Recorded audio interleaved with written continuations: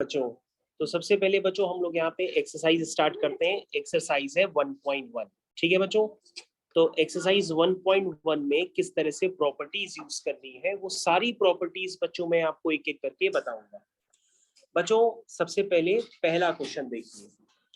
बच्चों जब आप पहला क्वेश्चन लिखेंगे तो कई बच्चों की आदत होती है कि वो पहले क्वेश्चन को देखते ही सिंप्लीफाई कर दे रहे हैं। तो पहले बच्चों पहला क्वेश्चन आप लिखिए, क्या लिखा है?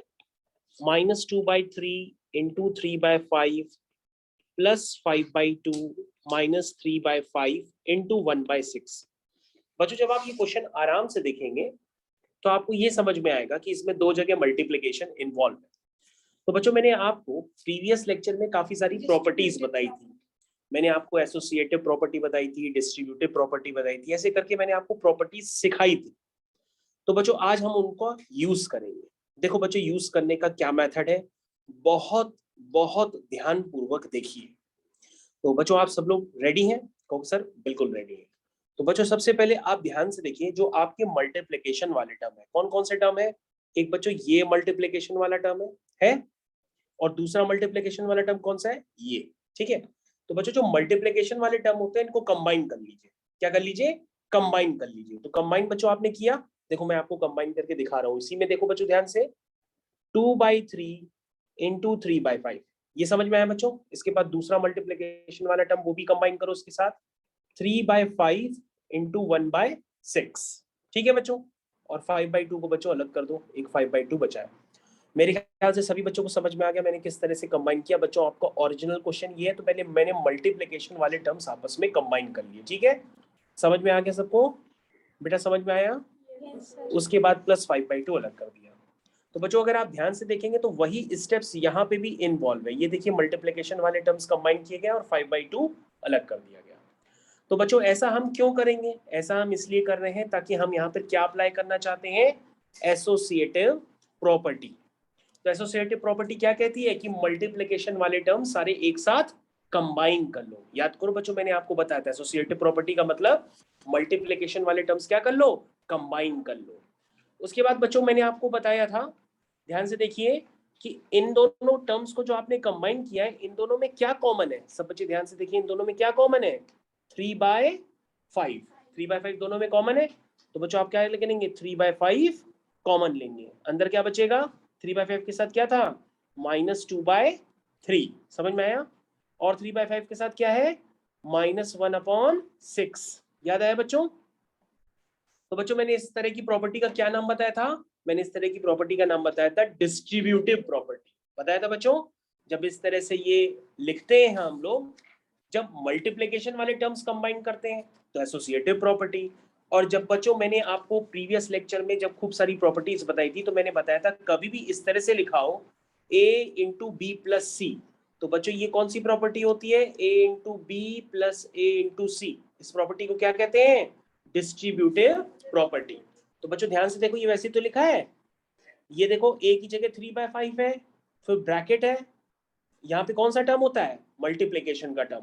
अगर कुछ ना लिखा हो तो क्या होता है? मल्टीप्लाई का टर्म, -2/3 -1/6। ठीक है बच्चों, तो ये स्टेप समझ में आया बेटा? आया समझ में? ये कौन सी प्रॉपर्टी है?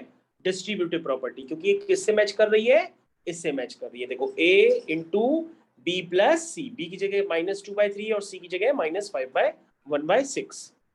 उसके बाद बच्चों अंदर वाले टर्म का हम क्या लेंगे? एलसीएम लेंगे। तो बच्चों ये वाला एलसीएम लेने टर्म आता है।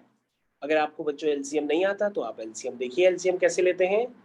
3 और 6 का एलसीएम 6, 3 2 जा 6, 2 2 जा 4, 6 1 जा 6, 1 1 जा 1, -5/6। तो बच्चों देखो आपने ये जो -2/3 और -1/6 है इसकी जगह क्या लिख दिया? -5/6 लिख दिया। सबको समझ में आया? और बच्चों प्लस का 5/2 चल ही रहा था। अब बच्चों हम इसको रिड्यूस करें, चलिए रिड्यूस करते हैं। रिड्यूस करना सब बच्चों को आता है? आता है। 5 1 जा 5, 5 1 जा 5, 3 1 जा 3, 3 2 जा 6। तो ऊपर बच्चों बचा -1, नीचे बचा 2, तो -1/2। ठीक है, और बच्चों अगला टर्म क्या बचा? अगला टर्म बचा 5/2।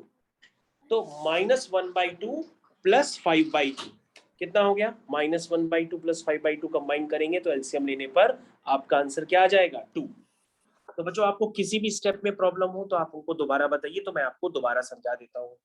तो बेटा गुरनूर, बेटा अगर आपको इस फर्स्ट स्टेप में अगर आपको कोई भी फर्स्ट क्वेश्चन में किसी भी तरह की अगर आपको प्रॉब्लम है तो आप हमको बताइए, हम आपकी समस्या दूर करते हैं। लेकिन गुरनूर कह रही है कि सर एक बार प्लीज और बताइए, हमको बिल्कुल आनंद नहीं आ रहा है, पता नहीं क्यों कि सर स्कूल में ऐसे हो गए हैं कि आनंद ही खत्म कर दिया है स्कूल वालों ने। तो बेटा ठीक है, हम आपके आनंद को ध्यान में रखते हुए क्वेश्चन को दोबारा करते हैं, ठीक है। तो बच्चों गुरनूर के आनंद को ध्यान में रखते हुए क्वेश्चन हम लोग एक बार दोबारा कर लेते हैं, ठीक है। ठीक है, रिपीट करें दोबारा। गुरनूर गुरनूर कह रही है कि सर एक बार और हो जाए तो ठंडा मतलब कोका कोला। स्टार्ट करते हैं, चलिए। तो गुरनूर हमने क्या बताया था, सबसे पहले मल्टीप्लीकेशन वाले टर्म्स कंबाइन करो, तो कौन कौन से हैं बताओ। -2/3 इंटू 3/5, ठीक है। तो दूसरा कौन सा है, -3/5 इंटू 1/6 प्लस 5/2। तो बच्चों ब्रैकेट में लिख देना यहाँ पे, इसको कौन सी प्रॉपर्टी कहते हैं, एसोसिएटिव प्रॉपर्टी। समझ में आया। उसके बाद बच्चों ध्यान से देखो, इन दोनों में क्या कॉमन है, 3/5 कॉमन है, तो अंदर क्या बचेगा, -2/3 -1/6 प्लस का 5/2, ठीक है।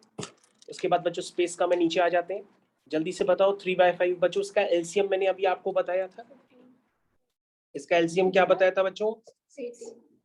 तो बच्चों एलसीएम में आपको लेना सिखा देता हूँ। देखिए एलसीएम किस तरह से लेते हैं बच्चों, 6 आएगा, 3 2 जा 6, 2 2 जा 4, और ये हो गया -1। तो बच्चों ये आया माइनस का 5/6। यहाँ बच्चों लिख देते हैं माइनस का 5/6 और प्लस का 5/2। उसके बाद बच्चों रिड्यूस कर देते हैं टर्म्स को, 5 एकम 5, 5 एकम 5, 3 एकम 3, 3 दूनी 6 कर दिया बच्चों। तो ऊपर हो गया -1/2 प्लस 5/2। बच्चों फिर से आपको हम एलसीएम लेना सिखा रहे हैं। देखिए 2 1 जा 2 1 1, 2 1 जा 2 1, 5 5 - 1 4 4/2। तो बच्चों क्वेश्चन हो गया। तो बच्चों क्वेश्चन बहुत इजी था। उसी तरह से बच्चों अगर आपको ये समझ में आ गया हो तो अभी आपके कोर्स में यही दो प्रॉपर्टीज बार बार चलती रहती हैं, एसोसिएटिव प्रॉपर्टी, डिस्ट्रीब्यूटिव प्रॉपर्टी। तो बच्चों अगर आप सेकंड वाला क्वेश्चन करना चाहें तो सेकंड वाले क्वेश्चन में भी क्या करेंगे, पहले मल्टीप्लिकेशन वाले जो भी टर्म आपको नजर आ रहे हैं उनको आपस में कंबाइन करने की कोशिश करेंगे। तो कौन कौन से टर्म नजर आ रहे हैं, 2 इंटू -3/7। देखो ये बच्चों टर्म देखो ध्यान से, क्या लिखा है, 2/5 इंटू 3/7। तो क्या बच्चों 2/5 जैसा मिलता जुलता कोई और टर्म है, कहोगे सर ये वाला है। तो एक काम करोगे, इन दोनों टर्म्स को कंबाइन कर लोगे, 2/5 3/7, ठीक है। और दूसरा कौन सा है, +1/14 इंटू 2/5। ये देखो बच्चों मैंने कंबाइन कर लिए, ठीक है, कंबाइन कर लिए। अब बच्चों ध्यान से देखो, इन दोनों में कोई टर्म कॉमन है, कहोगे सर कॉमन है 2/5। तो बच्चों पहला वाला स्टेप कौन सा था, एसोसिएटिव प्रॉपर्टी। ये कौन सी प्रॉपर्टी थी, एसोसिएटिव। अब 2/5 कॉमन लेंगे तो अंदर क्या बचेगा, 3/-7 प्लस 1/14। और बच्चों ये जो चल रहा है इसको चलते रहने दो, 1/6 इंटू 3/2, ठीक है, समझ में आ गया। ओके बच्चों, तो बाकी अंदर वाले टर्म का आप एलसीएम बच्चों खुद ले लीजिएगा तो आपका क्वेश्चन हो जाएगा। तो एलसीएम है -3/7 प्लस 1/14, 14, 7 2 जा 14, 2 3 जा 6, 14 1 जा 14। तो बच्चों ये आ गया माइनस का 5/14। तो 2/5 इंटू माइनस का 5/14 माइनस का 1/6 इंटू 3/2। चलिए स्टार्ट करते हैं। 5 एकम 5, 5 एकम 5, 2 एकम 2, 2 सत्ते 14। तो ये हो गया -1/7 -1/6 इंटू 3/2। तो बच्चों अगर अब आप आगे जैसे करना चाहें वैसे कर लीजिए, क्योंकि बस स्टार्टिंग के ही स्टेप्स इंपॉर्टेंट होते हैं। तो 3 1 जा 3, 3 2 जा 6। बच्चों कितना हो गया, ये हो गया माइनस का 1/7 और माइनस का 1/2 2 जा 4, ये 2 है बच्चों।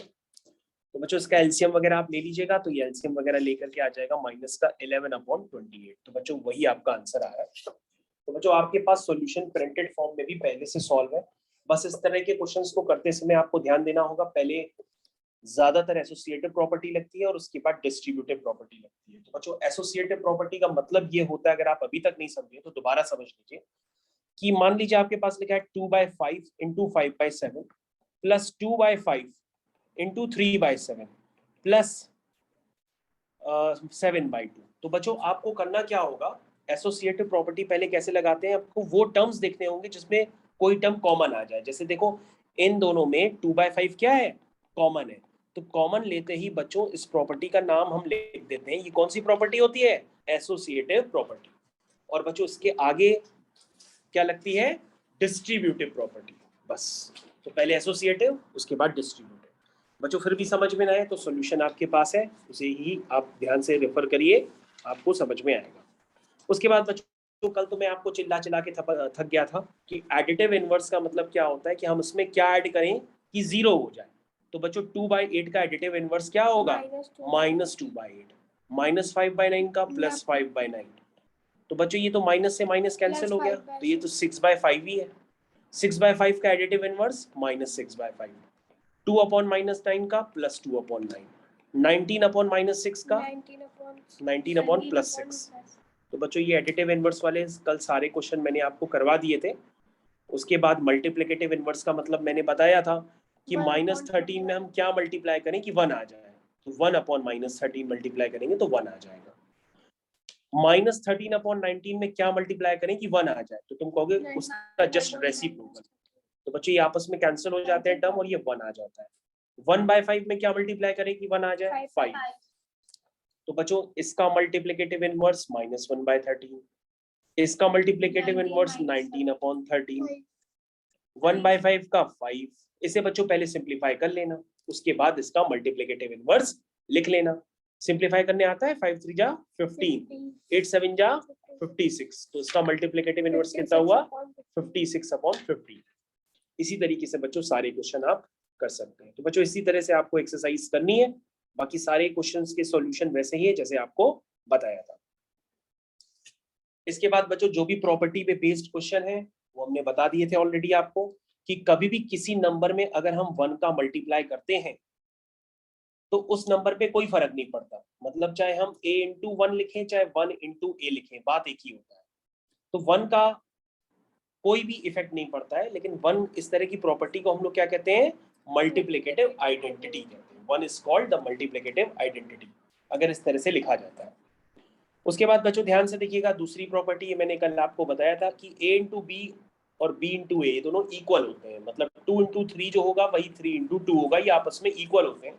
तो इस तरह की प्रॉपर्टी को क्या कहते हैं, कॉम्यूटेटिव प्रॉपर्टी। और बच्चों अगर दो क्वांटिटीज का प्रोडक्ट होकर के 1 आ जा रहा है तो ये कौन सी प्रॉपर्टी होती है, मल्टीप्लिकेटिव इनवर्स प्रॉपर्टी। तो बच्चों यही प्रॉपर्टी आपके कोर्स में है, इससे ज्यादा आपके कोर्स में है भी नहीं। तो आप अपने क्वेश्चंस को सही तरीके से सॉल्व करिए और क्वेश्चन को करिए, ठीक है, समझ में आ गया बच्चों। तो बच्चों यही आपके कोर्स में प्रॉपर्टी है, multiplicative inverse, multiplicative identity, multiplicative inverse, commutative property, associative property, distributive property. तो इससे ज्यादा बच्चों आइडेंटिटीज आपके कोर्स में नहीं है।